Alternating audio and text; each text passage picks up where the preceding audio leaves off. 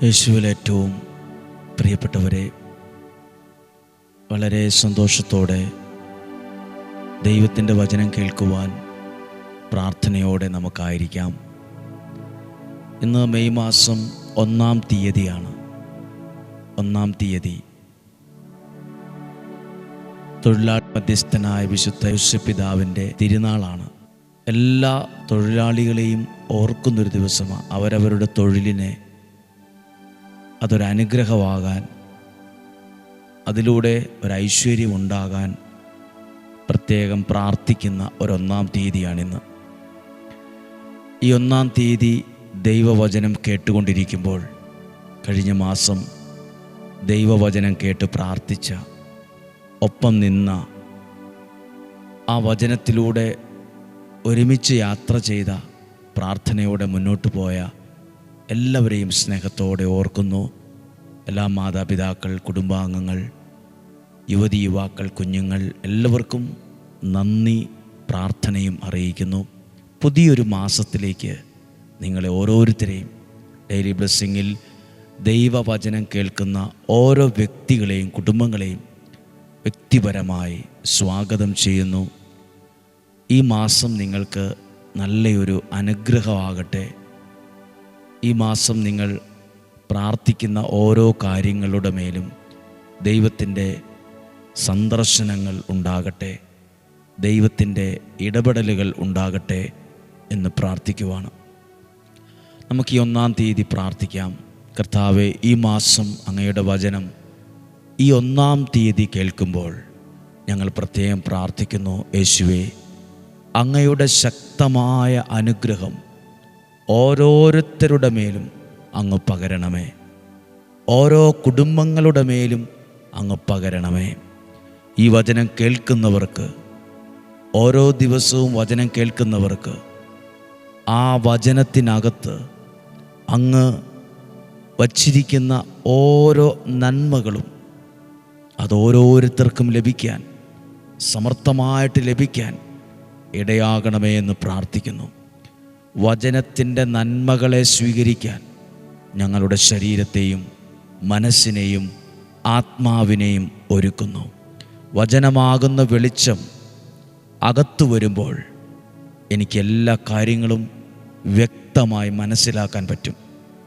എൻ്റെ അകത്തുള്ള എല്ലാ തരത്തിലുള്ള കൺഫ്യൂഷൻസും മാറും. വചനമാകുന്ന വെളിച്ചത്തിൽ ജീവിതം മുന്നോട്ട് പോകുമ്പോൾ ജീവിതത്തിനൊരു കൃത്യതയും വ്യക്തതയും എല്ലാം വരും.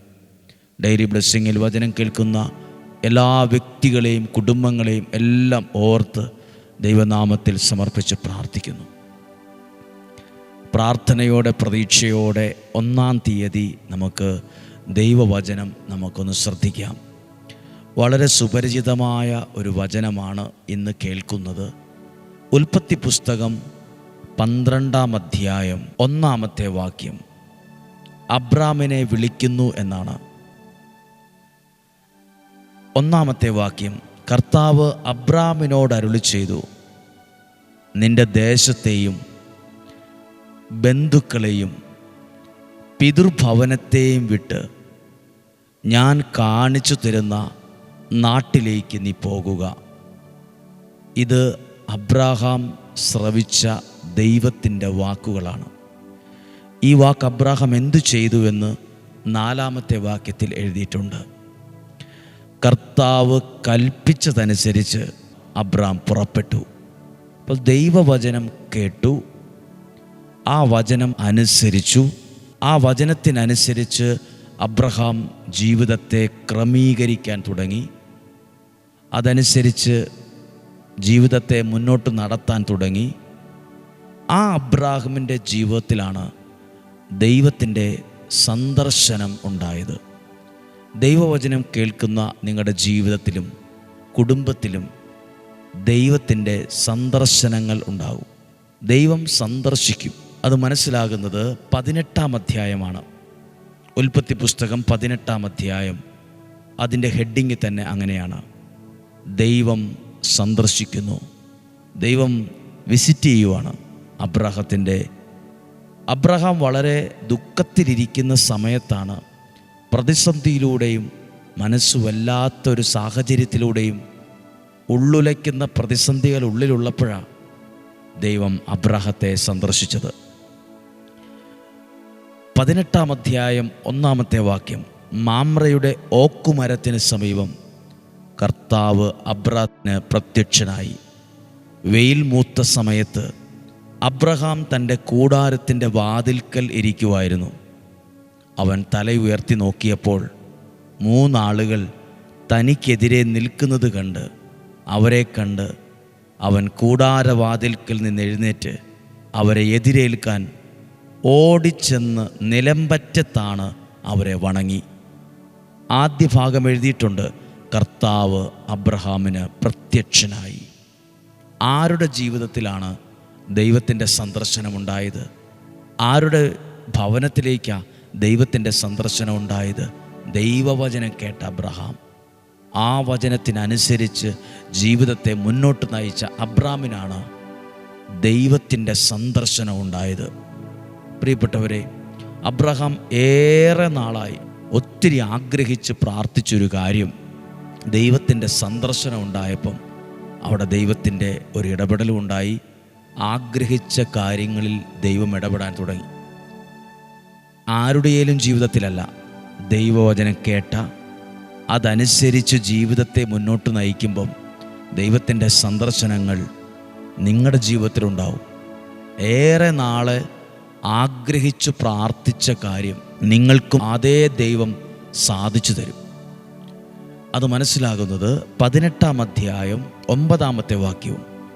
അവർ അവനോട് ചോദിച്ചു, നിന്റെ ഭാര്യ സാറായി എവിടെ? കൂടാരത്തിലുണ്ട്, അവൻ മറുപടി പറഞ്ഞു. കർത്താവ് പറഞ്ഞു, വസന്തത്തിൽ ഞാൻ തീർച്ചയായും തിരികെ വരും. അപ്പോൾ നിന്റെ ഭാര്യ സാറായിക്ക് ഒരു മകനുണ്ടായിരിക്കും. ദൈവവചനം കേട്ടു. ആ ഭവനത്തിൽ ദൈവത്തിൻ്റെ സന്ദർശനമുണ്ടായി. ആ വീട്ടിലെ കുടുംബനാഥൻ, ആ വീട്ടുകാർ ഏറ്റവും കൂടുതൽ ആഗ്രഹിച്ച് പ്രാർത്ഥിച്ച കാര്യത്തിന് അവിടെ ഒരു ഉത്തരവുണ്ടായി. ദൈവവചനം കേൾക്കുന്ന എല്ലാവരും അറിഞ്ഞിരിക്കുക, പ്രാർത്ഥിക്കുന്ന നിങ്ങളുടെ ജീവിതത്തിൽ ദൈവത്തിൻ്റെ സന്ദർശനം ഉണ്ടാവും. ഡെയിലി ബ്ലെസ്സിങ് വചനം 5:30 തന്നെ കേൾക്കുന്നവരുണ്ട്, പല സമയത്തും കേൾക്കുന്നവരുണ്ട്. അവരവരുടെ രാജ്യത്ത് ഓരോരോ സമയങ്ങളാണല്ലോ. ആ സമയക്രമീകരണം അനുസരിച്ച് അവർ ശ്രദ്ധിക്കുന്നവരാണ്.